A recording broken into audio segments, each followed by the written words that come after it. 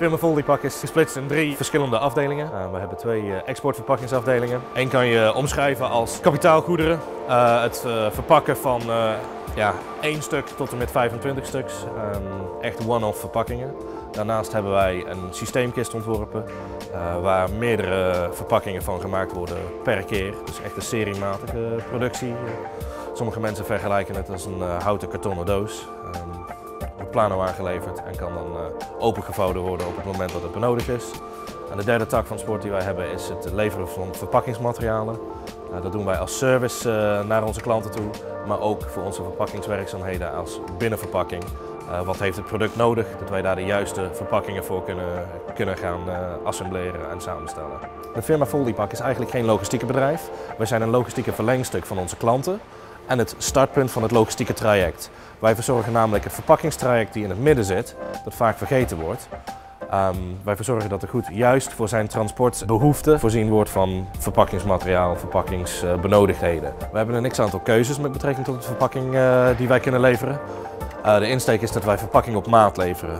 Wij hebben klanten die zeggen van wij willen graag gewoon een standaard getimmerde kist bij jullie kopen. Zij geven zelf de afmetingen, de gewichten, het ijs dat daaraan voldoen moet worden, geven ze zelf aan. Maar we hebben ook klanten die zeggen van het product komt hier van de lopende band af.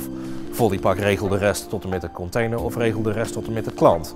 Dus wij kunnen eigenlijk het logistieke traject dusdanig invullen hoe de klant dat wenst. Of het leveren van het simpele verpakkingsmateriaal zelf, of naar een full service traject gaan waar wij mensen, materialen en know-how gaan leveren om te verzorgen dat het product goed verpakt en verscheept gaat worden. Wij hebben ons heel bewust hier in deze regio gevestigd door het feit dat wij zien dat Rotterdam, Antwerpen steeds drukker, meer problemen gaan krijgen met files, met dat soort zaken.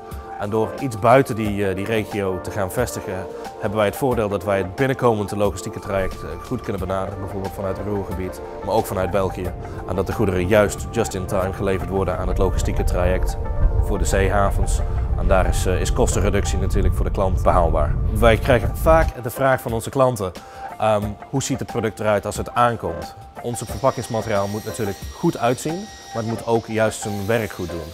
De eerste indruk dat de eindverbruiker van een product krijgt is toch de kist of de kartonnen doos die zij eerst uit de container halen.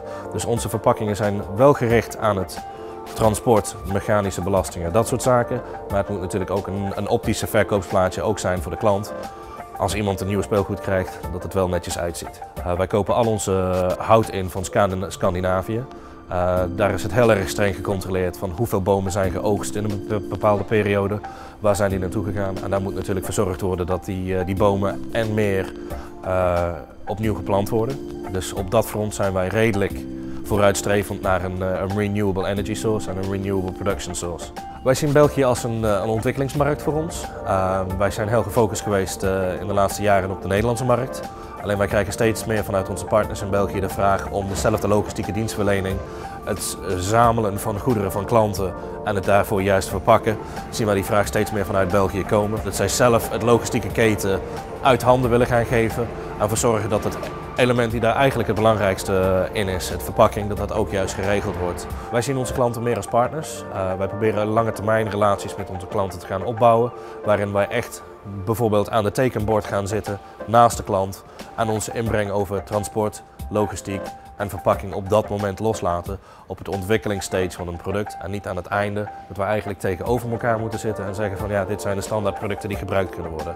We willen graag in de kinderschoenen van een product staan en samen met de klant een langdurig traject aangaan waarin het product gewoon juist verpakt en ook het kosteneffectief mogelijk verpakt wordt.